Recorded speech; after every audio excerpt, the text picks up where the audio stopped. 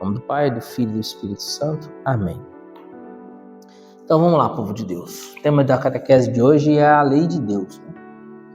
Quando a gente ouve falar lei de Deus, desde criança a gente está acostumado a ouvir falar de leis, né?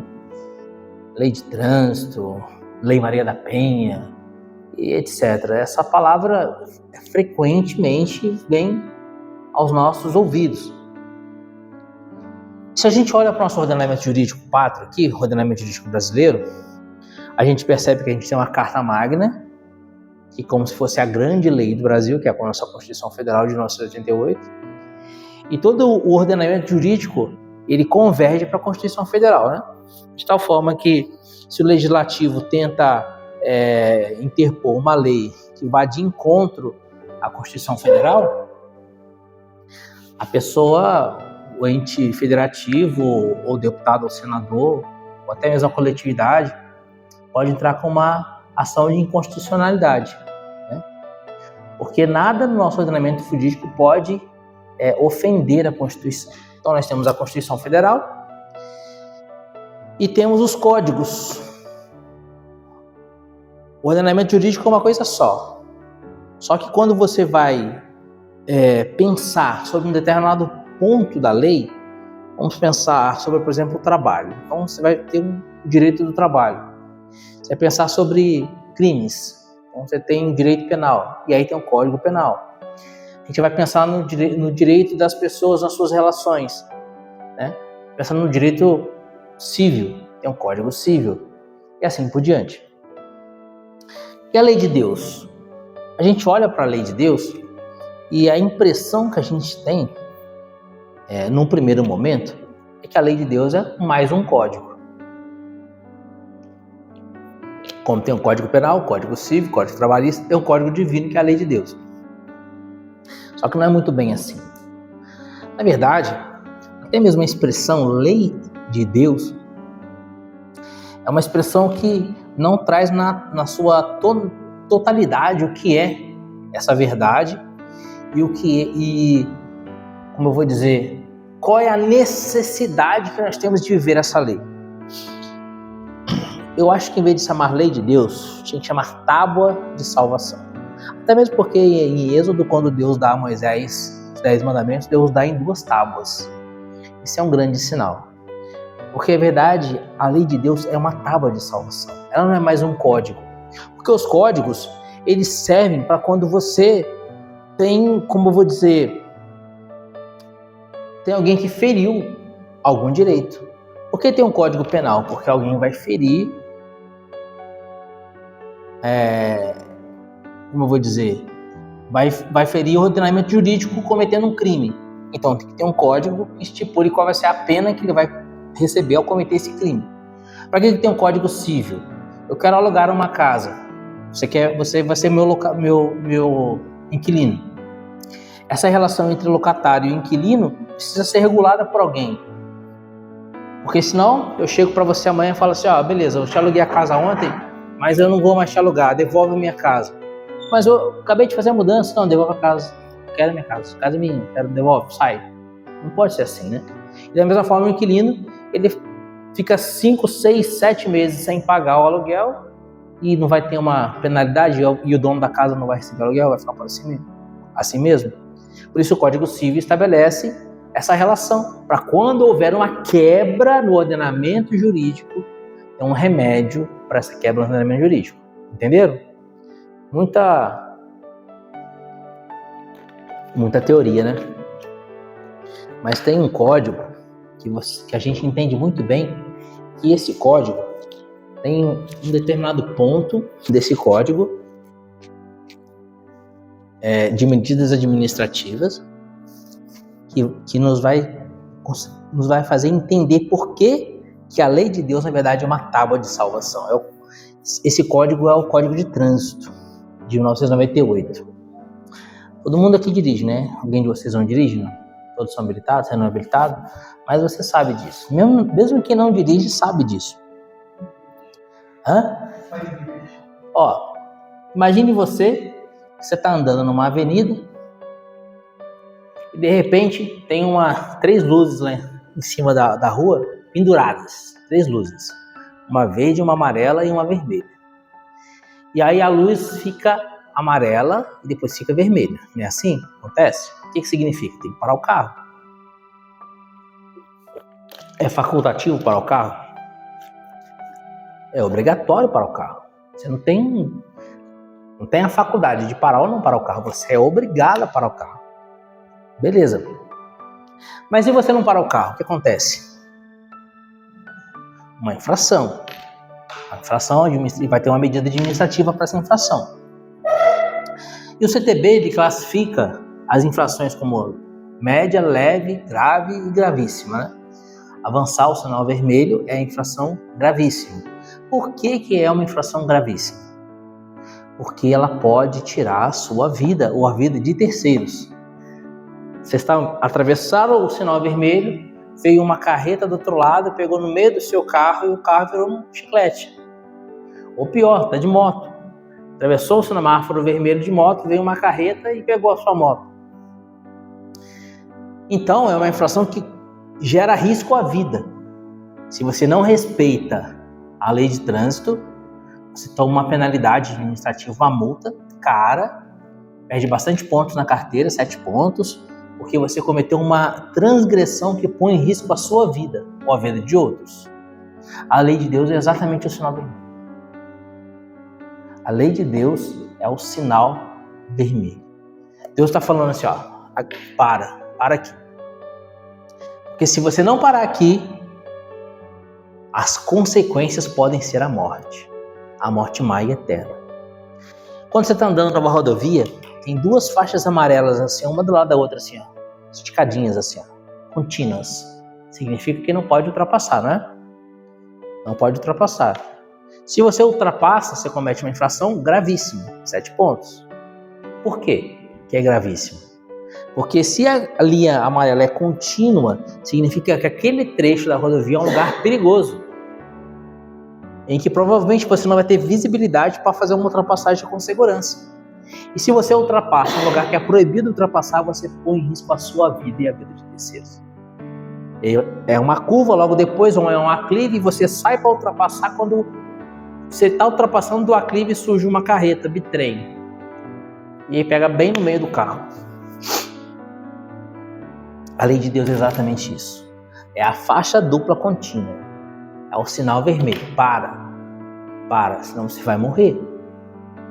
E não é só essa morte física, que essa morte física é apenas o primeiro passo para a eternidade. A morte do justo, inclusive, é uma grande bênção. Para o justo, não existe nada melhor para uma pessoa santa do que morrer, que é a entrada do céu. Mas a morte a qual eu me refiro é a morte má e eterna, no inferno. Então, queridos, a lei de Deus não é apenas uma lei. A lei de Deus é uma tábua de salvação.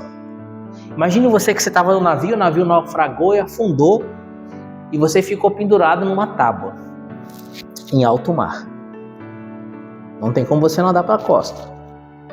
São milhas e milhas marítimas. Não tem como você nadar. Não tem como você ficar flutuando.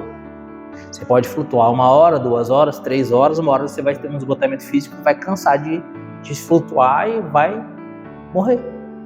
Então você precisa segurar aquela tábua até que passe uma outra embarcação para te socorrer. Essa tábua é a lei de Deus. Essa outra embarcação que vai te socorrer, se você estiver pegado nessa tábua, é a segunda vinda de Jesus ou a sua morte. A sua morte é quando você vai ser tirado desse mundo. Quando Jesus vier te buscar, vier te encontrar, você precisa estar agarrado na tábua. Se você largar da tábua, você vai afundar. Por isso que eu falo que a lei de Deus, em vez de ter o nome de lei de Deus, você devia ter o nome de tábua de salvação. Porque se você largar dessa tábua, você vai afundar. Não ultrapasse o sinal vermelho. Não faça uma ultrapassagem em linha dupla contínua. Senão você vai morrer. Não larga dessa tábua de salvação, senão você vai afundar. Então a lei divina ela é uma tábua de salvação e a gente se apega a essa tábua para não morrer afogado à medida que nós obedecemos a lei de Deus. Mas o que é a lei de Deus então? Onde que eu consigo entender o que é essa lei? O Catecismo da Igreja Católica, que é o nosso Google, né? O Google Católico, que esse aqui do Papa João Paulo II, São João Paulo II elaborou, não é o primeiro catecismo da história da Igreja, tem o Catecismo de São Pio X, até a Didaquê mesmo é um catecismo, uma pequena catequese. Enfim, esse é o Catecismo de São João Paulo II. É o nosso Google. Sem dúvida é o mais completo, né? Por exemplo, o Catecismo de São Pio X não chega a um terço desse catecismo aqui, até mesmo em volume. E a Didaquê também é fininha, né? Então esse catecismo aqui é o mais completo. O São João Paulo II fez um grande resumo aqui. Então aqui no nosso Google católico, nosso Google, nos parágrafos 1949, 1950, 51, parágrafo 1954, 1961, 1962, 1965, parágrafo 1966 e parágrafo 1970, o catecismo vai discorrer sobre os 3 graus, 3 dimensões ou 3 tipos da lei de Deus, que é a lei natural, a antiga lei e a nova lei. A antiga lei e a nova lei também a gente vai ouvir muitas vezes as pessoas se referirem como antiga aliança e nova aliança. Vocês já ouviram falar disso aí, né? Antiga aliança e nova aliança. E o que é a lei natural? Catecismo da Igreja Católica, parágrafo 1954. Ele diz assim, ó: a lei moral natural. O homem participa da sabedoria e da bondade do Criador, que lhe confere o domínio de seus atos e a capacidade de se governar em vista da verdade e do bem. A lei natural exprime o sentido moral original, que permite ao homem discernir pela razão o que é bem e o mal, a verdade e a mentira. A lei natural se acha escrita e gravada na alma de todos, de cada um dos homens, porque ela é a razão humana ordenando fazer o bem e proibindo pecar. Queridos, o que o Catecismo da Igreja Católica está falando aqui? A lei natural é a razão, é o raciocínio lógico do homem, que mesmo que ele não seja um homem religioso, mesmo que ele não seja um homem piedoso, ele sabe que aquilo é ruim, que aquilo é mal. Naturalmente ele sabe que aquilo é mal, ainda que o faça. Exemplo: o aborto.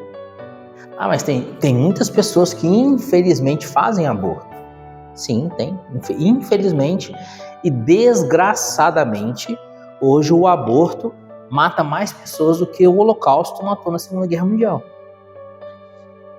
Mas ainda aquela pessoa, aquela mulher que pratica, que mata o próprio filho no ventre, pela lei natural, ela sabe que ela está fazendo algo extremamente mal e extremamente grave.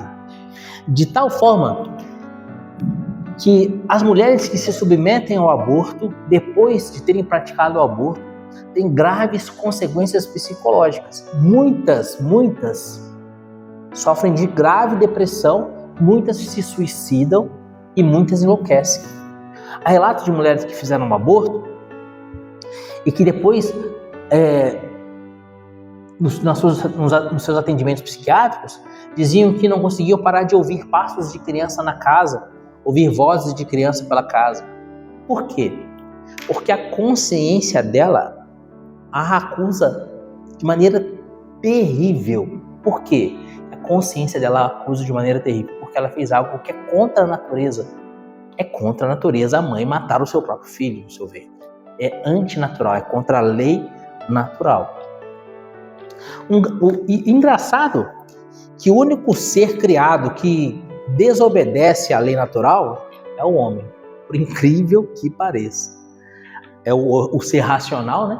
A lei natural é aquilo que a gente chama, a gente diz que Deus dotou pela razão do homem, mas o único ser que desobedece à lei da sua natureza é o homem.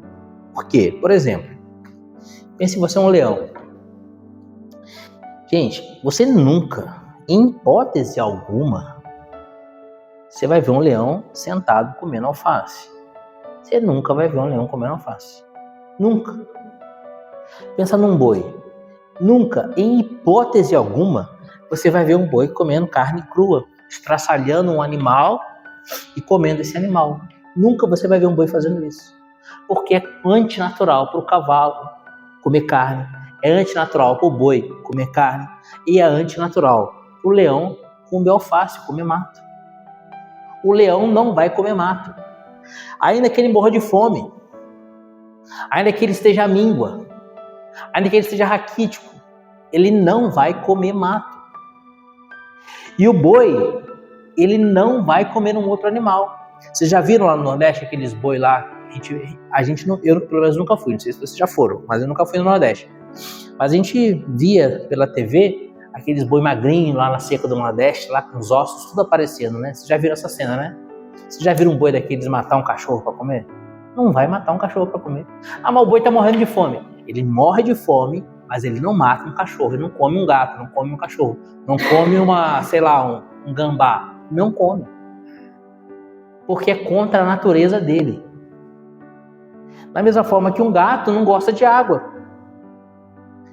Então você vê um pato dentro do lago nadando, você não vai ver um gato nadando dentro de um lago, a não ser se jogar um gato lá e está tentando fugir, né? Mas pela sua natureza, ele não vai fazer isso, porque é antinatural. Agora o ser humano, por incrível que pareça, ele consegue romper até com a sua própria natureza. E o exemplo do aborto é o maior exemplo disso, porque a natureza, não vamos falar agora de natureza psicológica, vamos falar de natureza física. A natureza física do corpo feminino é para que ela seja mãe, para que ela gere a vida. Sabe quando você vê essa garrafinha aqui, ó? Essa garrafinha aqui, ó, tem 500 ml, cabe água. Ela tem uma tampinha. Se você virar, a água não cai. Por que a água não cai? Porque nessa tampinha, tem uma rosquinha, ela tem um plastiquinho que se destaca aqui para selar a água. E aqui ela tem essa travinha, ou seja, ela foi pensada, imaginada, projetada para carregar água e não deixar a água cair. Certo? Da mesma forma, você que é mulher, você foi pensada por Deus para ser mãe. Seios, para que serve os seios? Para amamentar. Para que a mulher tem um quadril mais largo? Para o parto natural. Então, o útero, para que serve o útero? Para abrigar uma vida. O útero é a primeira igreja, porque é o santuário da vida. O primeiro santuário da vida é o útero.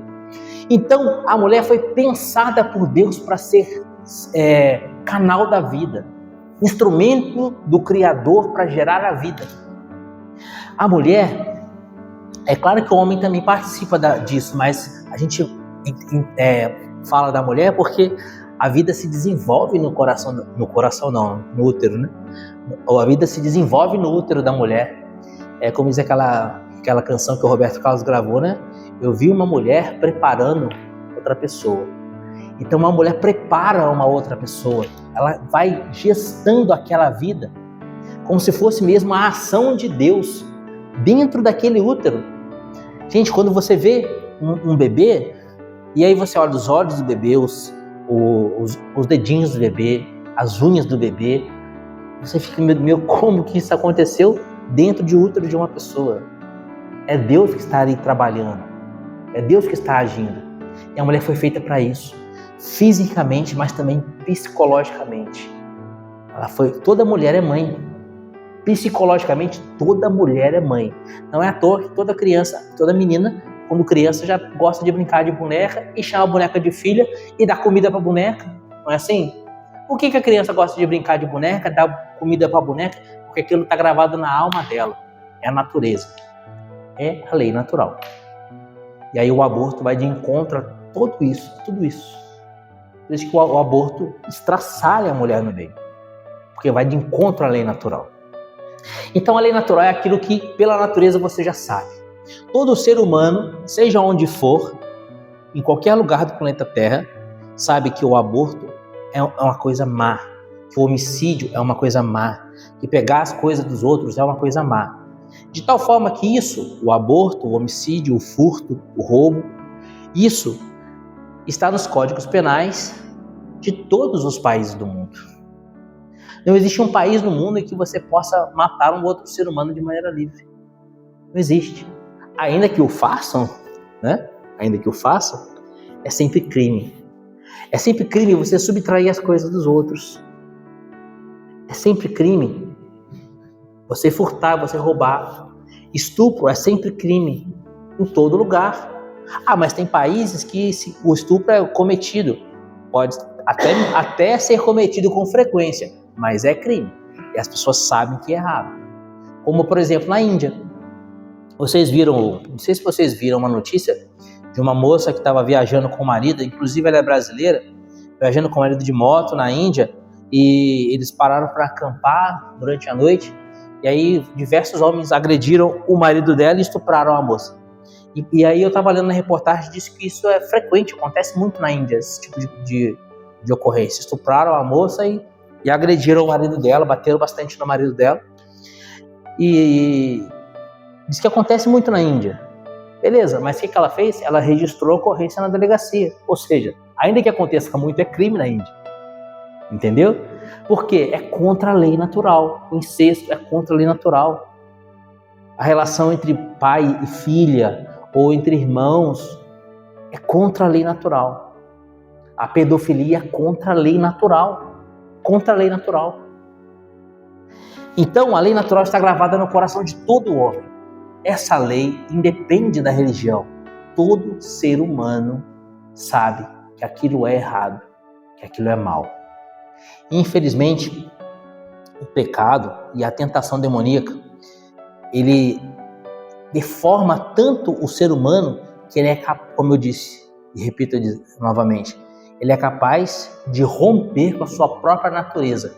E quando o homem rompe com a sua própria natureza de homem, ele deixa de ser homem, se torna uma besta fera, se torna um animal. Quando o homem rompe com a lei natural, ele se torna ainda pior do que um animal. Quer um exemplo de como que um ser humano se torna pior do que um animal? Vocês já viram falar de uma cadelinha que aborta seu filho? Aí um exemplo de quando o ser humano se torna pior do que um animal. Depois da lei natural, a gente tem a lei antiga. Catecismo da Igreja Católica, parágrafo 1961, vai falar da antiga lei.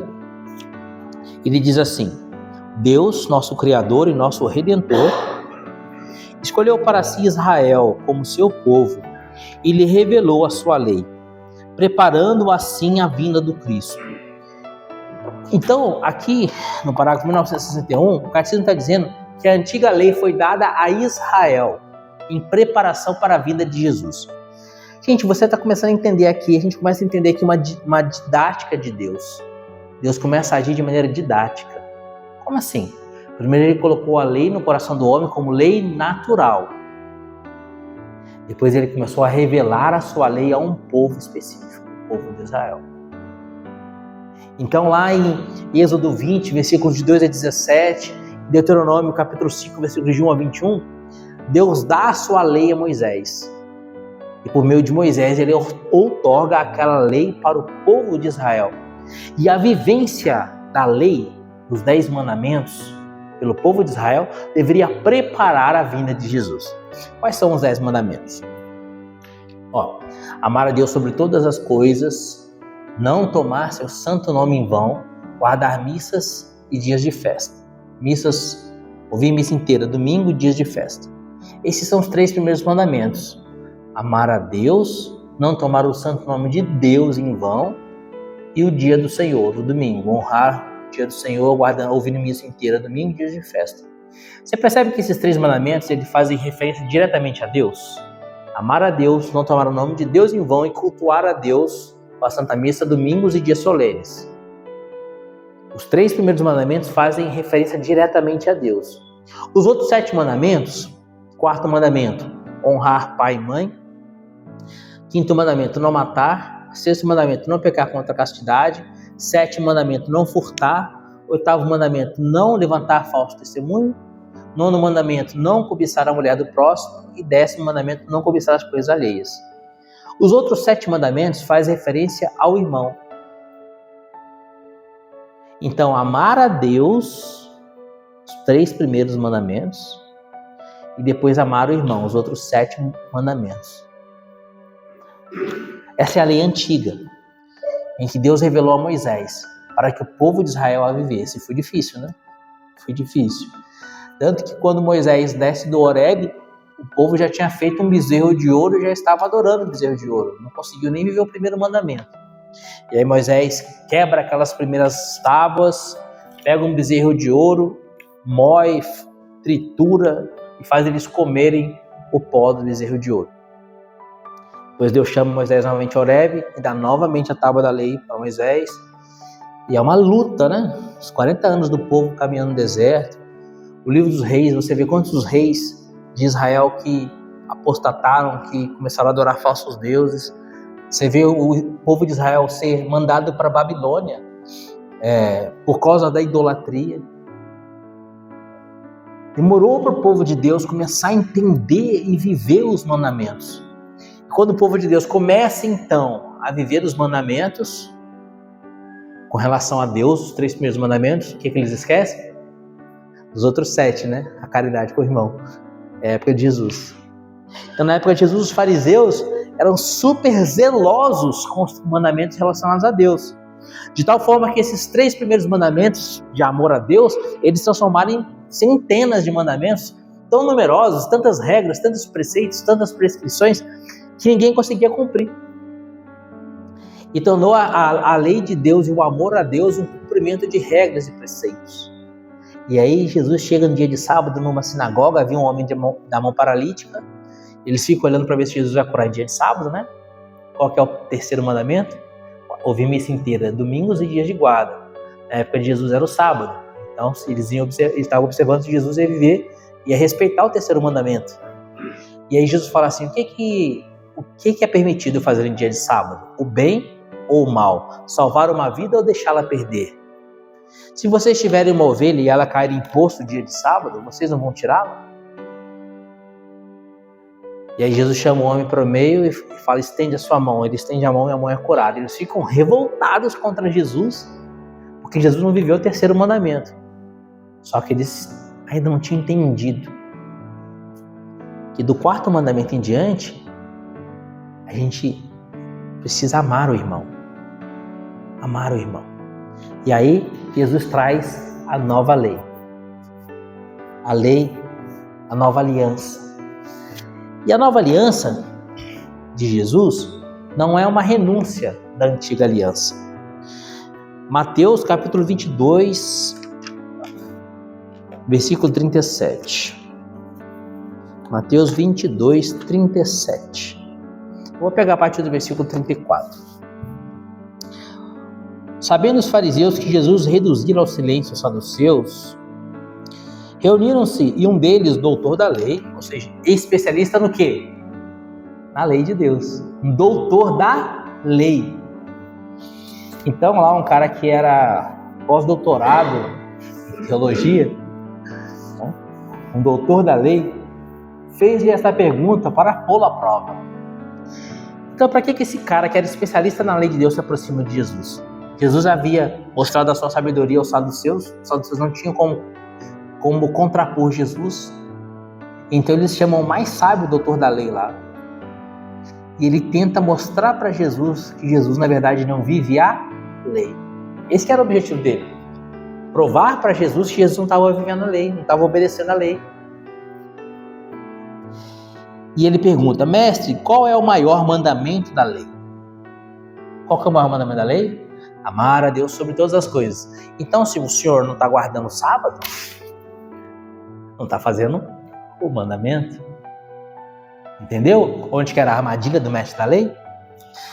Mestre, qual é o maior mandamento da lei? Respondeu Jesus. Amarás o Senhor teu Deus de todo o teu coração, de toda a tua alma e de todo o teu espírito. Jesus aqui está citando Deuteronômio, capítulo 6, versículo 5. Esse é o maior e o primeiro mandamento. E o segundo, semelhante a esse é. Agora Jesus vai citar Levítico 19, versículo 18. Amarás o teu próximo como a ti mesmo. Nesses 2 mandamentos se resumem toda a lei e os profetas. Aqui, nesses versículos 39 e 38 de Mateus 27, Jesus traz a síntese da sua teologia, a síntese do seu ensinamento: amar a Deus e amar aos irmãos. E essa é a lei que Deus tinha dado a Moisés, que o povo ainda não tinha entendido. Demorou centenas de anos para eles entenderem que tinham que amar somente a Deus e não outros deuses. Depois que eles conseguiram entender que só existe um Deus e que só um Deus merece o nosso amor, porque os outros são apenas demônios, Deus é um só, eles ainda não tinham entendido que tinham que amar o irmão. E aí Jesus diz: amarás a Deus com todo o teu coração, com toda a tua alma, com toda a tua força, com todo o teu entendimento, e amará o próximo como a ti mesmo. Amar o irmão como você mesmo. Gente, que doutrina é essa de Jesus? De amar o irmão como eu mesmo me amo? Como seria isso? Mateus capítulo 7, versículos 12. Ele diz assim: tudo o que quereis que os homens vos façam, fazei-o vós a eles. Esta é a lei e os profetas. Então, gente, a catequese de hoje se encerra nesse versículo 12 de Mateus 7. Essa é a lei, disse Jesus. Jesus disse que essa é a lei, essa é a lei. Tudo o que você quiser que os outros vos façam, faça vocês a eles. Então, quem gostaria de ter sido morto no ventre da mãe? Eu não, então eu não vou praticar aborto. Quem gosta de ser furtado? Eu não gosto de ser furtado, então eu não vou furtar. Quem quer ser vítima de adultério no casamento? Eu não quero ser vítima de adultério, então eu também não vou adulterar. Quem gosta de tomar prejuízo? Então eu não vou prejudicar ninguém. E assim por diante. Essa é a lei dos profetas. Amar a Deus com todo o coração, com toda a tua alma, com toda a tua força, com todo o teu entendimento. Ou seja, que a sua vida seja toda para Deus, para a honra e glória de Deus. Que Deus seja o seu alvo, o seu fim último. Que você viva para Ele. E vivendo para Deus, amar os irmãos. É aquilo que São Tiago vai dizer na sua carta, que a fé sem obras é morta. A fé sem obras é morta, vai dizer São Tiago, exatamente isso. Amar a Deus e amar aos irmãos. Essa é a lei e os profetas, vai dizer Jesus. Então existe a lei de Deus, que é a nossa tábua de salvação. Essa lei, Deus a foi revelando aos poucos ao longo da história da humanidade. Então, a lei natural preparou a antiga aliança, a antiga lei, e a antiga lei preparou a nova aliança. A nova aliança revelada por Jesus nada mais é do que a perfeição da antiga aliança.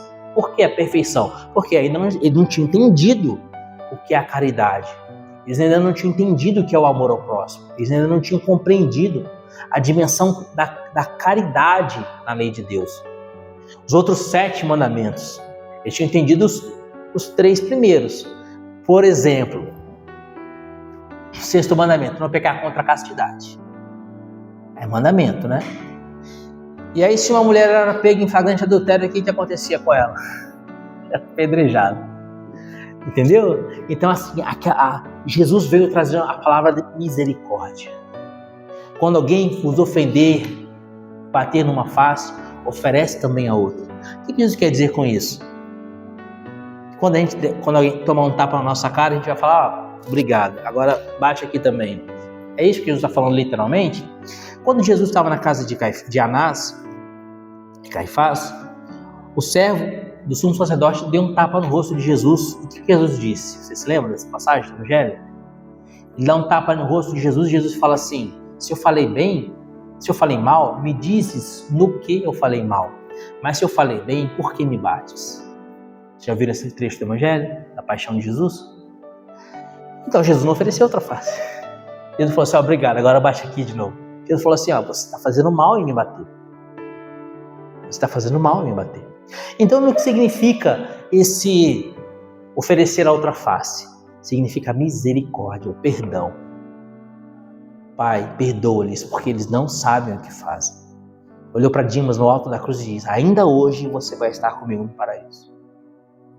É a misericórdia. O oferecer a outra face significa não uma face enraivecida, mas a outra face misericordiosa. Entendeu? Então, se alguém te agride e te dá um tapa numa face, não mostre para ele a face enfurecida. mas ofereça a outra face, a face misericordiosa. Essa é a lei de Deus.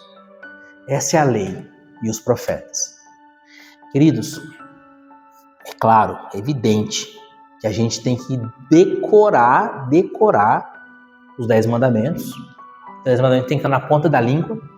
Amar a Deus sobre todas as coisas, não tomar seu santo nome em vão, guardar domingos e dias de festa, honrar pai e mãe, não matar, não pecar contra a castidade, não furtar, não levantar falso testemunho, não cobiçar a mulher ou o homem da próxima, mulher do próximo, homem da próxima, não cobiçar as coisas alheias.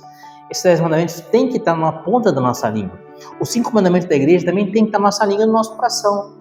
Dizimar conforme o costume, ouvir missa inteira aos domingos, jejuar quando manda a igreja. Esses mandamentos têm que estar a gente tem que saber, tem que viver eles, é claro. Mas se você tem dificuldade de decorar, ou se diante da tentação você está na dúvida escrupulosamente se uma situação é pecado ou se não é pecado, entendeu? Por exemplo,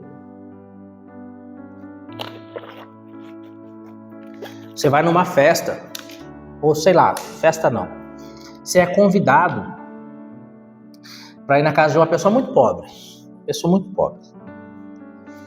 E aí, é uma sexta-feira como hoje. E aquela pessoa pobre te oferece um bife para comer. Ela foi lá e gastou dinheiro e comprou um bife porque você ia na casa dela. E é sexta-feira. Um dos mandamentos da igreja é jejuar e abster-se de carne quando manda a igreja. O Código de Direito Canônico diz que a gente não deve comer carne sexta-feira. Só que a pessoa pobre te ofereceu um pedaço de carne. E aí, você come ou não? É pecado ou não é pecado? E aí? Amar a Deus com todo o coração, com toda a alma, com toda a força, com todo o entendimento, e amar o próximo como a ti mesmo. Então, muito mais importante é a caridade. Abrindo um parêntese aqui. No Brasil, a Conferência Nacional dos Bispos do Brasil, a CNBB, autoriza você permutar a penitência de carne da sexta-feira para uma caridade. Por exemplo, vocês viram que eu mandei lá no grupo lá uma rifa da pessoa lá que está com uma mãe de um catequizando que está doente e tal, e está passando muita dificuldade, que ela precisa de R$5.000 para pagar o tratamento da criança, acho que fazer um exame da criança, e ela está fazendo essa rifa. E eu mandei a rifa lá hoje. Vocês viram que eu mandei hoje, né? Por que eu mandei hoje a rifa? Porque é sexta. Sexta-feira é dia de fazer caridade. Se você faz um pix para a mãe lá de R$10, você está fazendo uma caridade. E inclusive a CNBB permite que com essa caridade você permute a sua penitência de não comer carne. Então assim, eu fui na casa de um pobre, o ideal é não comer carne. Por exemplo, hoje eu não como carne, sexta-feira. Por mais estranho que seja, né? Eu fui hoje almoçar em Paraibuna e eu falei pra moça lá assim: a senhora frita um ovo pra mim, que sexta-feira eu não como carne. Ela olhou pra mim e falou assim: nossa, deve ser vegano, sei lá. Ficou olhando pra mim com aquela cara de, nossa, retardado, né? Deve ser vegano, não sei. A vegano não come ovo também, né? Não. O vegetariano come, né? Ela ficou olhando pra mim com aquela cara, né? Mas enfim, o ideal é não comer carne. Mas eu fui na casa do pobrinho e ele me ofereceu um bife. E é sexta-feira. Eu vou comer o bife com ele. Depois eu faço uma penitência. E qual que é a penitência? Eu estar visitando o pobre já é a penitência. Já é a caridade. Entendeu? Então, gente, muito mais importante é a misericórdia. E é isso que os fariseus não tinham entendido. Isso que os fariseus não tinham entendido. O homem tinha a mão seca. Mas era sábio. Deixa ele com a mão seca. Vocês estão entendendo? Essa é a nova aliança de Jesus. A nova aliança. Não é uma renúncia da aliança antiga, mas é a levar a aliança antiga à perfeição. E a perfeição é a caridade. Agora vamos voltar lá no início da nossa catequese de hoje, para a gente terminar. Eu comecei a catequese de hoje falando do semáforo vermelho e das ultrapassagens. Você lembra disso? Porque se a gente ultrapassa em local proibido, a gente pode se envolver em acidente e morrer, certo? Porque se a gente ultrapassa, se a gente avança o semáforo vermelho no cruzamento, a gente pode ser surpreendido por um outro veículo e morrer, certo? Então, o demônio vai fazer de tudo para que você largue a tábua da lei. Como assim?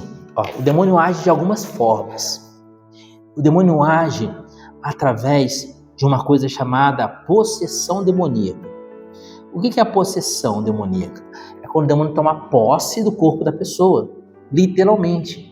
Até mesmo ele fala através da boca da pessoa, ele age através do corpo da pessoa, ele toma posse do corpo da pessoa e aprisiona, entre aspas, a alma da pessoa, de tal forma que a pessoa não consegue dominar o que fala, o que diz, o jeito que anda, o jeito que fala, e etc.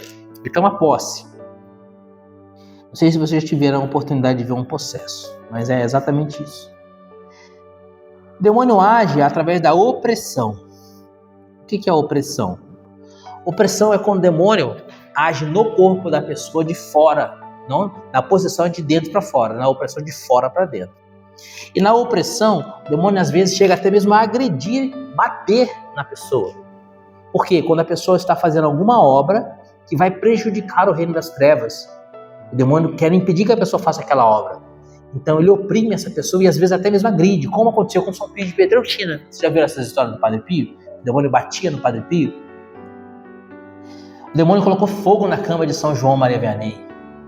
Colocou fogo na casa e na cama de São João Maria Vianney. Por quê? Porque no outro dia, e um grande pecador se confessar com São João Maria Vianney, o demônio sabia que aquele encontro de São João Maria Vianney com aquele grande pecador ia converter aquele grande pecador. E São João Maria Vianney falava assim, que quando o demônio o oprimia, ele sabia que no outro dia a pescaria seria muito... Como é que ele falava? Esqueci a expressão, estou lendo o livro. Mas tipo assim, ia dar muito certo a pescaria, ia pegar muitos peixes, ou seja, ia converter muitas almas. Então ele sabia, quando o demônio o oprimia. Então a possessão, a opressão, a infestação. O que é infestação? Infestação é quando o demônio está em um lugar físico ou um objeto físico. Às vezes um lugar foi terreno de macumba, um lugar foi consagrado no satanismo, um objeto foi consagrado no satanismo, e o demônio está naquele lugar, os demônios estão naquele lugar, ou estão chegando ao lugar através daquele objeto. Se for um objeto físico, esse objeto deve ser queimado. Se for um lugar, esse lugar deve receber a bênção de um sacerdote.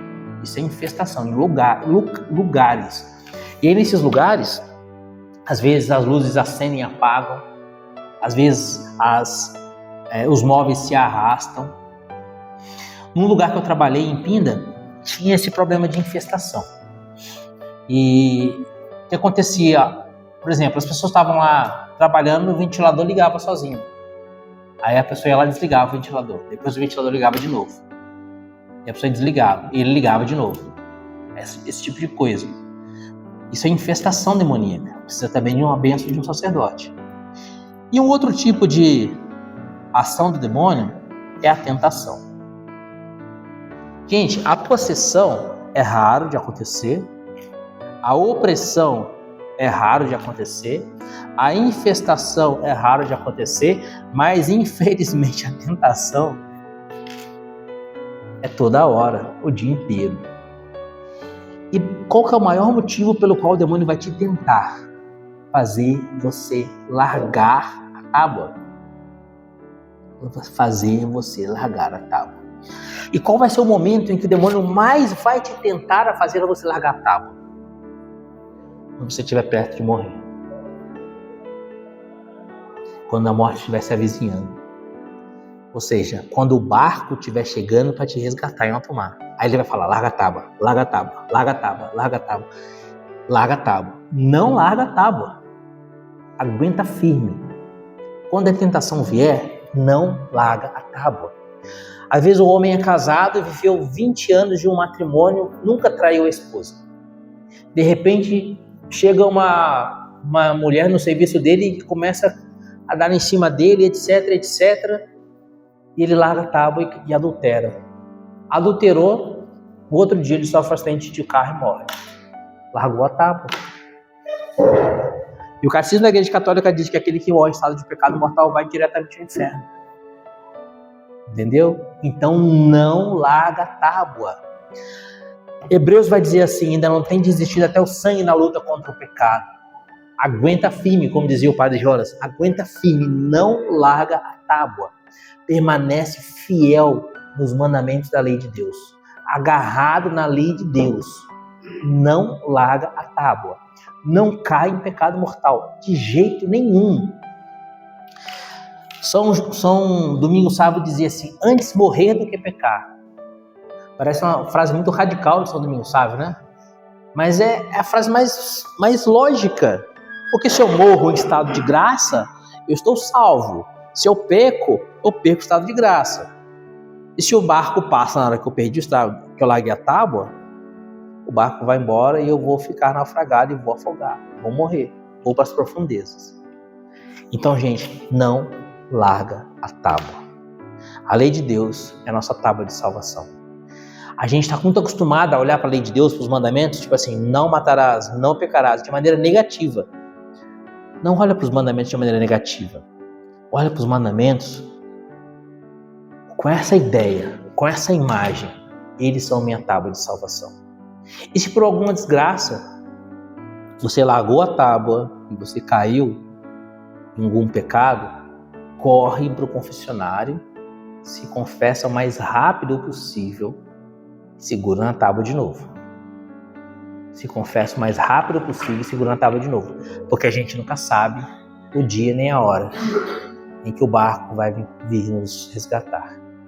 Amém? Glória ao Pai, ao Filho e ao Espírito Santo, como era no princípio, agora e sempre. Amém. Em nome do Pai, do Filho e do Espírito Santo. Amém.